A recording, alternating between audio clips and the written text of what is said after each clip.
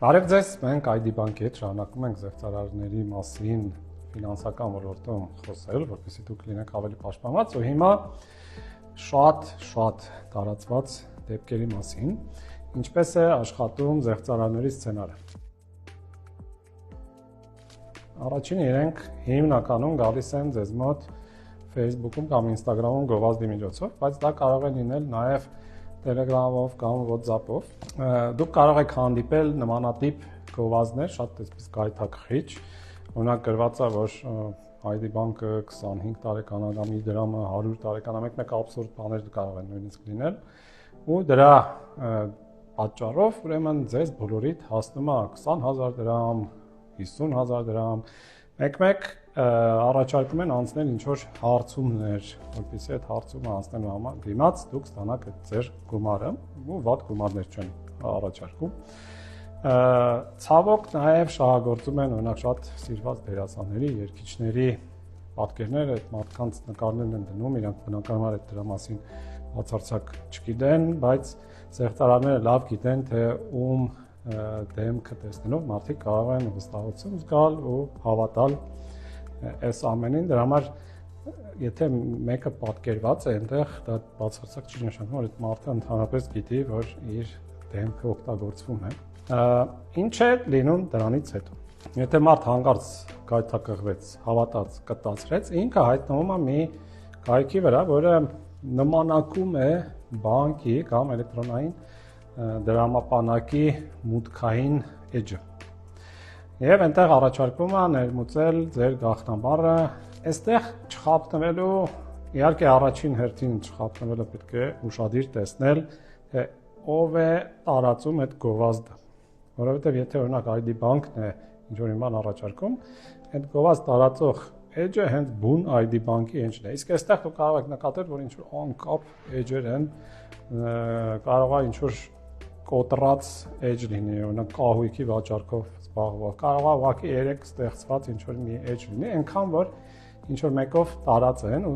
մարդ որ ուշադիր լինի, միանգամից կստանա, որ սա զեղծարարություն է, բայց եթե ուշադիր չեղավ, կտացրեց, բացեց այդ հավելվածը նմանակող կայքը, այստեղ շատ կարևոր է, որպեսզի մարդ ուշադիր կարդա հասցեն։ Այսինքն դուք գիտեք, որ ամեն կայք ունի իր ինտերնետային հասցեն, օրինակ google.com։ Ամեն բանկ բնականաբար ունի իր իրական հասցեն եւ կան զեղծարարների կողմից ստեղծված նմանակողներ։ Այնտեղ կարող է այդ բանկի անունը նշմարվի, նույնիսկ կարող է չնշմարվի, շատ հաճախ զեղծարարները այդքան ջանքել չեն գործադրում, այնքան որ մի բան լինի։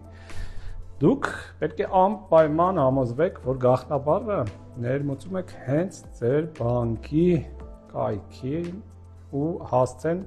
բացարձակ համապատասխանում են, նույնիսկ 1 տարի տարբերություն չկա։ Բնականաբար շատերը կասեն, ես շատ հիշեմ բանկի հասցեն։ Այդ շատ հեշտ է լուծվում։ Հարցը մտնում եք նույն Google-ը, գրում եք բանկի անունը ու Google-ը բնականաբար բերում է իսկական բանկի հասցեն։ Դուք ուղղակի համեմատում եք։ Տեսակ 1 տարի տարբերություն կա, նետում եք մի կողմ։ Հաճախ նույնիսկ 1 տարի տարբերություն չի լինում, շատ տարերի տարբերություն է լինում։ Երկրորդը,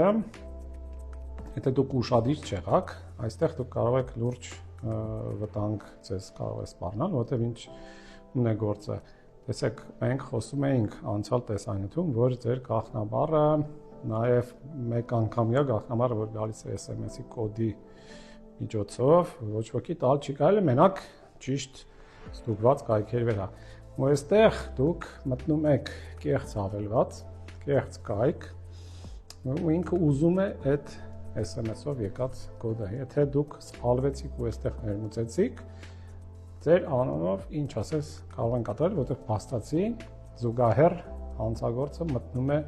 ձեր հաշիվ օգտվելով նրանով, որ դուք իրեն տրամադրում եք ձեր գաղտնաբառը, ձեր SMS-ով եկած կոդը, այնպես որ նորից կրկնում եմ, առաջինը տեսեք, թե ով է տարածում գովազդը։ 1. Երկրորդը բնականաբար պետք է նաև շատ գայթակղիչ գովազդների դեպքում 10 անգամ ուշադիր լինեք։ Եվ երրորդը անպայման ուշադիր կարդացեք հասցեն, ինտերնետային հասցեն ու համոզվեք, որ դուք ճիշտ տեղ եք ներմուծում ձեր գաղտնաբառը եւ SMS-ով եկած կոդը։ Այսօր այսքանը, մյուս անգամ մենք խոսենք զանգերի միջոցով աշխատող զեղծարարների մասին, որոնք փորձում են ներկայանալ որպես բանկի ներկայացուցիչ ու շարունակեք նայել։